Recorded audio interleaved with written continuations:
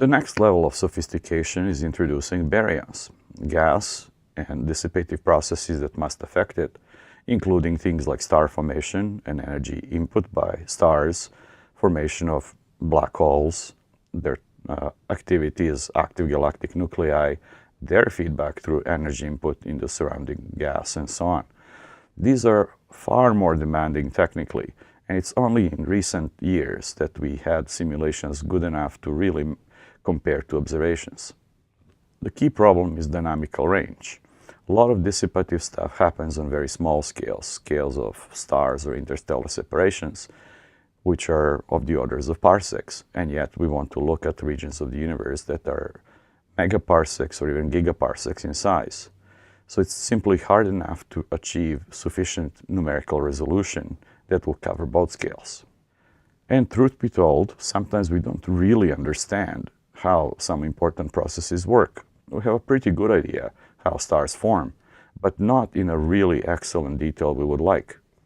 So next movie, we'll take a look at a formation of cluster of galaxies using full hydrocode, again by the Max Planck group, and showing how different physical properties change in time. Now here we start at a redshift of 20, when just first seeds of large-scale structure form. The different panels show different components: the density of the dark matter, the density of baryons or gas, their temperature, shock waves, and predictions for Sinaev-Zdovich effect. Note how similar yet in detail different structures are as you look at different physical properties of these. Cluster proper only forms at redshifts of a few. Now you begin to recognize that this could be in fact a cluster. But if you had eyes that could see both dark matter and hot gas, this is the comparison of things you would see.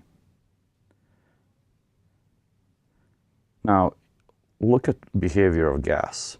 It's heated by the shocks of infalling pieces as they collide.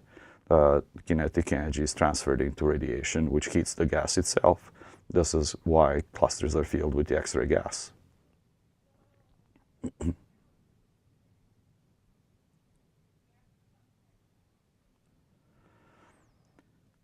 Introducing dissipation opens much richer physics. You can see many more phenomena than you could possibly see with just the old dark matter simulation that only have gravity. Here we're going to zoom in on different physical properties in order, first zooming on one and then the other. Note in detail how different structures are, and especially the richness of structures that show up in the X-ray gas.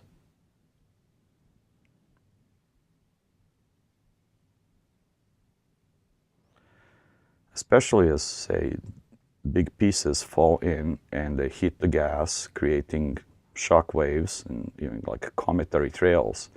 Here it's the same sequence, but zooming in on a different portion.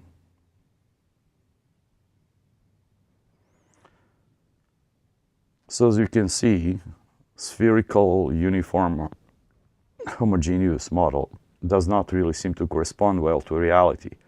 Our spherical top hat model was a useful toy model to understand the basic physics of the collapse of density fluctuations, but the reality is much more complicated, and this is why we need to use numerical simulations to actually figure out what's going on.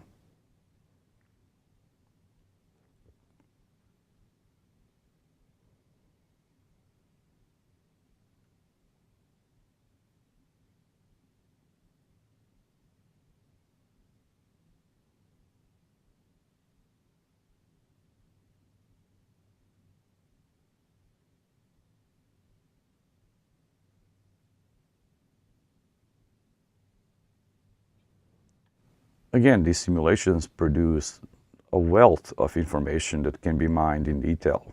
These are just some snapshots from cosmological simulation, again done by Max Planck group. You can see that there is familiar structure of cosmic filaments and so on, and voids, but now there is much more at play here, with gas reacting to the feedback from stars, collisions, and so on. It is this kind of simulation that actually is getting us really closer to understanding the formation of first galaxies. Let's go back to the old problem of colliding spiral galaxies, how N-body simulations really started. Now we can collide galaxies that have multiple components: dark matter, gas, stars, or even black holes. And what is seen in simulations like these, the dark matter behaves pretty much in the way we've seen before, but the gas dissipates energy, and that makes it collide and collapse much deeper and much faster. Because gas can dissipate energy, it goes deep in the potential well. It becomes denser, and they can cause bursts of star formation or feed supermassive black hole if one exists, causing activity of quasar nature. So let us then end with a movie of colliding spiral galaxies that include dark matter, stars, gas, and each of the two galaxies has a big black hole in the middle, which then gets fed by the gas in simulation and feeds back energy through radiation and kinetic energy input into the gas itself. Let's take a look. There are two identical model spiral galaxies, and as they collide, first you see the usual tidal distortions. Things will look very symmetric because the two galaxies were intentionally made to be identical at start. This provides a useful check on consistency because you expect to see things be exactly symmetric until things get more complicated with input of energy from dissipative processes later.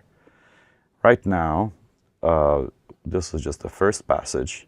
There is already some feedback of gas being heated by the collision, and now the black holes ignite. Both galaxies now have active nuclei that causes shock waves and expansion of gas away from the system. Some of the gas keeps collapsing. It feeds more of the black hole activity in the middle, which can reignite again. And this is how active galactic nuclei are supposed to work. In the end, you can see a very dense disk of gas. You don't see the black holes, of course. And this is getting very close to our understanding of the origins of the nuclear activity in galaxies in the universe.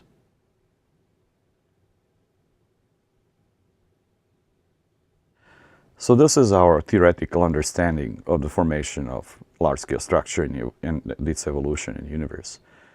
Next, we will start talking about actual observations of the large-scale structure.